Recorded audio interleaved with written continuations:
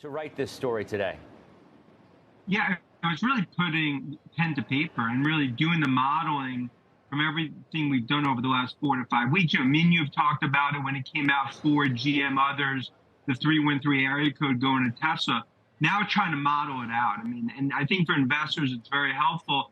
We think conservatively, 10 to 20 billion per year. I think it's probably on the latter part by the end of the decade. I think it's significant. This is the next stage of monetization for the Tesla ecosystem. Yeah. How do you get to those numbers? And that's really going on our, and we have a whole model putting out, the percent of overall EVs that ultimately are going to be used in the charging stations, what they're going to be charging per kilowatt hour. And then the important things, guys, that, you know, most of the bears will say, well, today everyone just charges at home or they charge at their office. But it's also looking at now down the road, how many are going to be using these charging stations? And when you look right now, they're going to be the only game in town. That's why you have GM, Ford, and others going toward Tesla. And I think today it's superchargers. Next is going to be batteries, and then eventually FSD AI.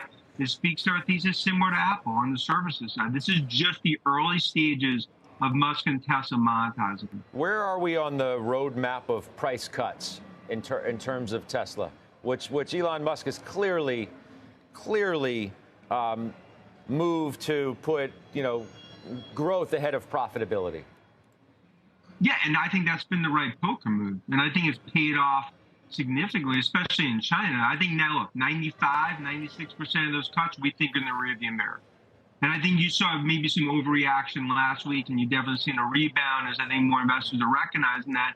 But right now, margins suffering at the cost of units. Now, I think that troughs over the next quarter or two and starts to rebound into next year. And that's the yin-yang that they're going to strike. But ultimately, it continues to be Tesla's world, and everyone else is paying rent in terms of overall EVs. And I think that's becoming clearer and clearer. So in terms of the stock, it's up 10% this week.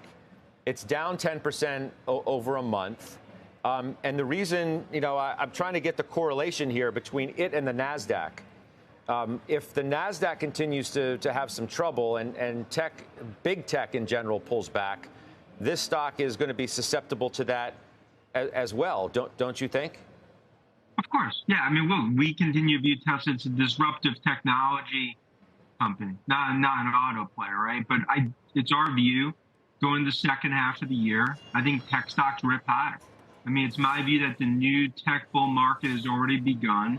I think growth is going to exceed street expectations. And I think what we saw with Nvidia, that's just the appetizer to what we're going to see with this $1 trillion tidal wave of spend over the coming years for players across the tech ecosystem. I know, but man, these stocks are already up like 5 years worth in 6-8 months. I mean, there are, even with the pullback we've seen, a lot of these stocks are up minimum 30 to 35%. We can't just continue to suggest that they're going to, in your words, rip higher to no end, are we? But it comes down to growth, and everything we see from growth across software, across chips, I think ultimately numbers, especially going to next year, accelerate 15-20% beyond where the street's modeling.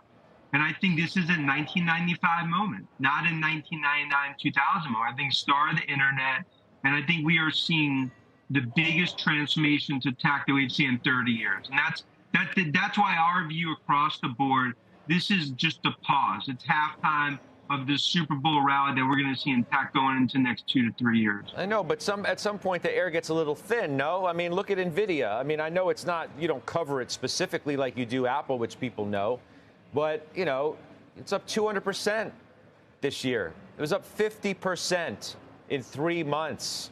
And now it's having its pause, pullback, whatever you're going to characterize that as. I mean, what do you want these stocks to go up 60 and 70%?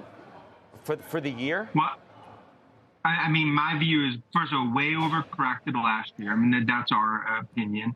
And I think now investors more and more going to 2024, 2025, looking at a cycle that we haven't seen in 30 years. Now, of course, rates, as you asked the professor, that's clearly going to be a headwind.